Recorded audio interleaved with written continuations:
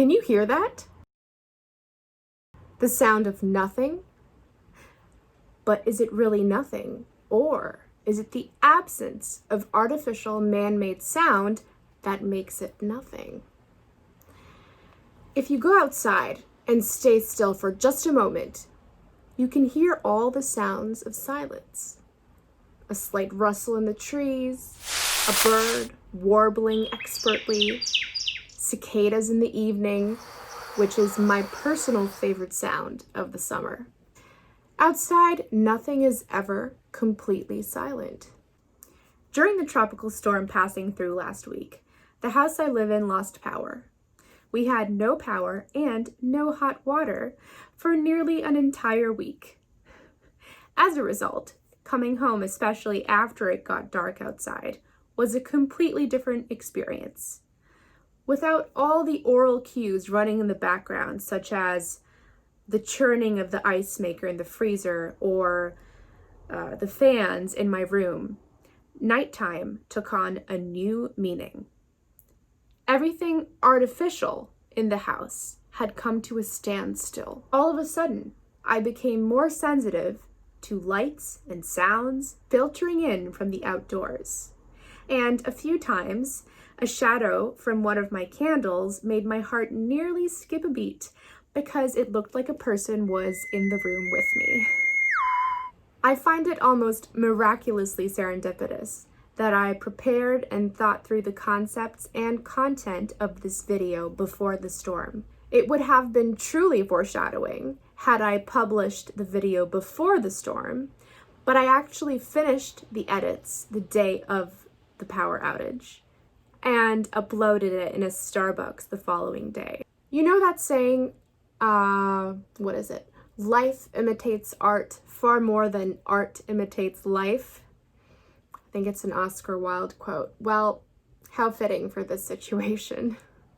When I conceived this project, it was my intention to get you thinking about how the absence of sound, both natural and artificial, as well as the taking away of the visual element, affect our experience of a musical work of art. Along the way, I also thought it would be neat to add in how different levels of speed contribute to that mix. You will have noticed that at times I detach the audio element along with the visual before integrating it back in. The first series of this almost sensory deprivation moment occurs around 1 minute and 5 seconds in. The removal of the visual element matches the break in the music. Then, around 1 minute and 10 seconds in, there is what I like to call the error moment. There is a sudden lapse in video, and we are instantly jolted into the present moment. You might have thought, wait, what's happening? Is this a glitch? Did she make a mistake? And this is another concept I'm trying to communicate here. Without honest mistakes, there is no way to redirect our course. Errors provide great feedback, and unfortunately, mistakes are, for the most part, still seen as taboo in our society today. Most of us are taught to avoid mistakes, but therein lies that golden opportunity not only to learn from them, but more importantly, to rejuvenate our focus and make sure we are truly tuned in to the experience of the present moment. Thanks to the internet and social media, we are conditioned, for better or worse, to crave the visual element. Especially with the technology available at our fingertips, we often rely on the visual to experience. As a result, there has been a general onset of a lack of listening. Our sense of hearing has lost touch in a way. Is our experience of listening enhanced without a visual component? There is no right or wrong answer to this question. And that is part of the beauty of creating and consuming art. Everyone gets to experience it through their own unique lens. But it is my hope that this video impressed upon you the agency of sound, be it natural or man-made, and its capacity to enhance focus. What is our level of comfort with stillness, especially if unpredictable? Around 2 minutes and 20 seconds in, you will have noticed that I begin leaving out the music and the video at random intervals. Then they become predictable before, yet again, they seem random. This was a deliberate decision on my part. Now, let's take a look at a couple of the musical reasons influencing the artistic choices I made. Many of Chopin's etudes have nicknames. Although not chosen by the composer himself, these nicknames have stuck around. The etude I chose is also known as the Ocean Etude.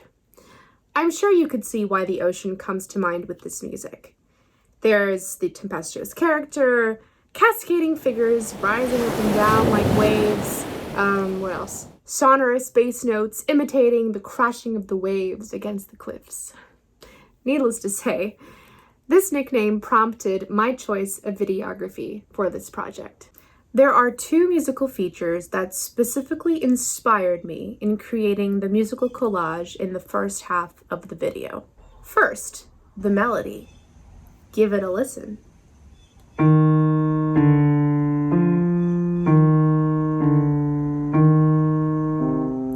When played on its own, without the 16th notes filling out the harmonies, it sounds very hypnotic to me. The way it revolves around the E flat in an almost pendulum-like fashion, undulating around this E flat, it's very mesmerizing. Growing up, I had heard this etude many, many times. It is one of Chopin's more popular etudes, but I had never heard the melody in quite this way. Second, listen to these harmonies.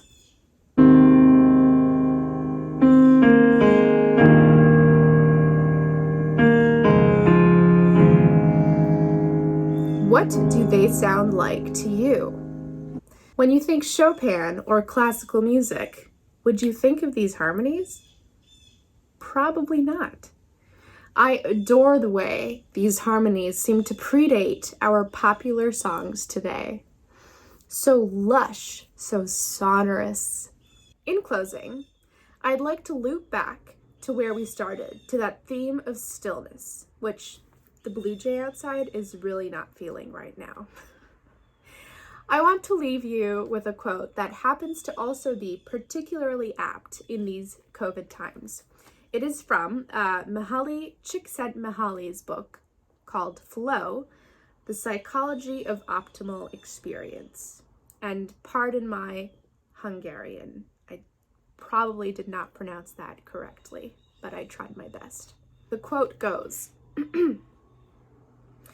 "The ultimate test for the ability to control the quality of experience is what a person does in solitude, with no external demands to give structure to attention." Thanks for tuning in to Spark number 2. If you enjoyed this episode, please subscribe and be sure to turn those notifications on so you don't miss the next one. Hope you have a beautiful week full of inspiration and light.